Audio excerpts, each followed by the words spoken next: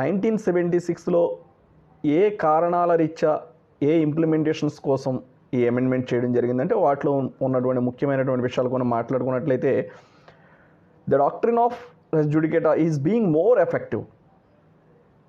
అంటే doctrine of res judicata is being more ఎఫెక్టివ్గా work చేసేటట్టు ఉండాలని చెప్పి ఒక అమెండ్మెంట్ తీసుకురావడం జరిగింది. మరి రెస్ జుడికేటా అంటే ఏమిటి? Res judicata means a matter that has been finally adjudicated upon by a court of competent jurisdiction may not be reopened or challenged by the original parties or their successors in interest. అంటే already ఒక competent court ఇచ్చే already ఎడ్జుడికేట్ చేయబడినటువంటి నిర్ధారించబడినటువంటి already judgement ఇచ్చేయబడినటువంటి ఒక కేసులో మరలా same cause of action మీద అదే parties కానీ లేదు వారి సక్సెసర్స్ కానీ మరలా ఆ కేసుని ఫైల్ చేయడం కానీ దాన్ని మరలా రీఓపెన్ చేయడం కానీ ఇలాంటివి చేయకూడదు. It is bar.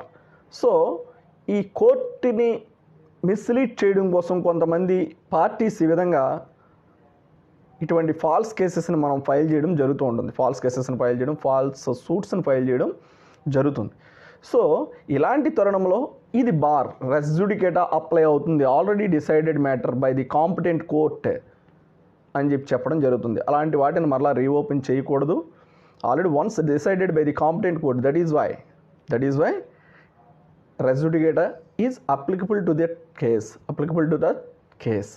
ఈ doctrine of res judicata is being more ఎఫెక్టివ్గా ఉండాలని చెప్పేసి power to transfer proceedings from one court to one high court to another is given to the సుప్రీంకోర్టుకి ఒక హైకోర్టు నుంచి వేరే హైకోర్టుకి కేసెస్ని ట్రాన్స్ఫర్ చేసేటటువంటి రైట్ని కూడా ఈ అమెండ్మెంట్ యాక్ట్ 1976లో భాగంగా ఇవ్వడం జరిగింది in CPC civil procedure code 1908లో.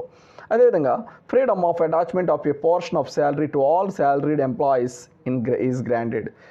ఎవరైతే ఎంప్లాయీస్ ఉంటారో వారు ఏ విధమైనటువంటి అటాచ్మెంట్కి ఏదైనా అటాచ్మెంట్ పాస్ అయితే వారి శాలరీకి సంబంధించి ఆ అటాచ్మెంట్ అని సహజంగా వారు ఏమైనా లైబిలిటీస్ ఉంటే కనుక కోర్టు ఈ ఈపీస్ ఫైల్ చేసుకున్నప్పుడు ఏం చేస్తారంటే లేదు సూట్స్ ఫైల్ చేసుకున్నప్పుడు జడ్జిమెంట్ బిఫోర్ అటాచ్మెంట్ అని ఇలాంటి ఐఏఎస్ ఫైల్ చేసుకుంటూ ఉంటారు.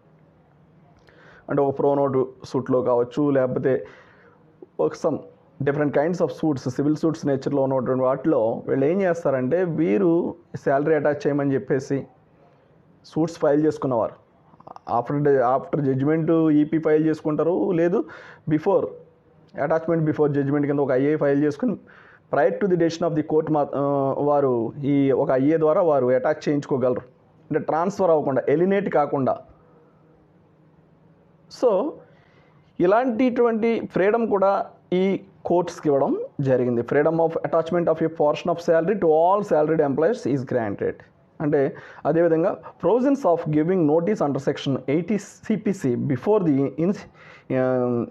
Initiation of a suit against the government are public officer is less stringent అన్నమాట. అంటే ఒక గవర్నమెంట్కి వ్యతిరేకంగా ఏదైనా ఒక సూట్ ఫైల్ చేసినప్పుడు ఆ సూట్ని ఫైల్ చేయడానికి ముందుగా గవర్నమెంట్కి prior to that section 80 CPC ప్రకారం నోటీస్ ఇవ్వాలి. ఆ ప్రొవిజన్స్ని initiation of a suit against the institution of a suit against the government or a public officer is made less stringent. అంటే కొంత దాన్ని లెస్ స్ట్రింజెంట్ చేయడం జరిగింది.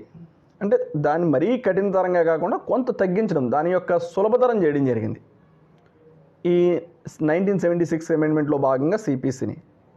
అదేవిధంగా restrictions are imposed on the right of appeal and revision. అప్పీల్కి సంబంధించి కానీ revisions కానీ కొన్ని రిస్ట్రిక్షన్స్ని ఇంపోజ్ చేయడం కూడా జరిగింది 1976 అమెండ్మెంట్లో భాగంగా సిపిసిలో. అదేవిధంగా ఈ provisions are being made to ensure that written statements and documents were filed without delay. Written statements కానీ డాక్యుమెంట్స్ కానీ డిలే లేకుండా ఫైల్ చేసే విధంగా ప్రొవిజన్స్ తీసుకురావడం జరిగింది.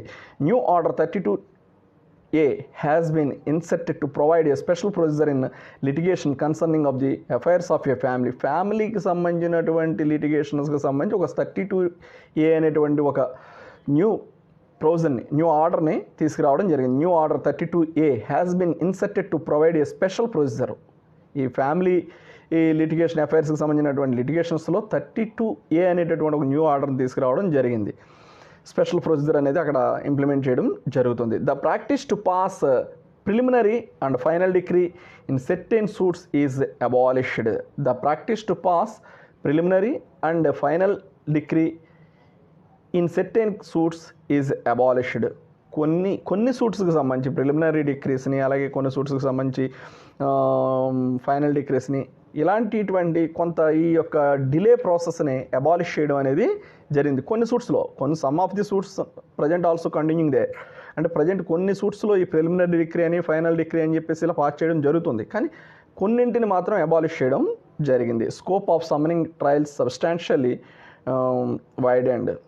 ఈ సమ్మరీ ట్రయల్స్ని చాలా త్వరగా, scope of summary trials is substantially widened, స్పీడ్గా ఈ సమ్మరీ ట్రయల్స్ ముగించే విధంగా కూడా కొన్ని అమెండ్మెంట్స్ తీసుకురావడం జరిగింది. అలా important changes have been made to provide relief poorer sections of the community. ఈ కమ్యూనిటీ సొసైటీలో ఉన్నటువంటి పోరర్ సెక్షన్స్కి చాలా త్వరగా రిలీఫ్ ఇవ్వడానికి కావాల్సినటువంటి ప్రొవిజన్స్ని యొక్క 1976 అమెండ్మెంట్లో భాగంగా సిపిసిలో చేయడం జరిగింది. దిస్ ఈజ్ ప్రజా సైన్యం శివశంకర్. వెల్కమ్ టు ప్రజా సైన్యం news and law channel. Thank you for watching. If you have any problem please contact 9855909559.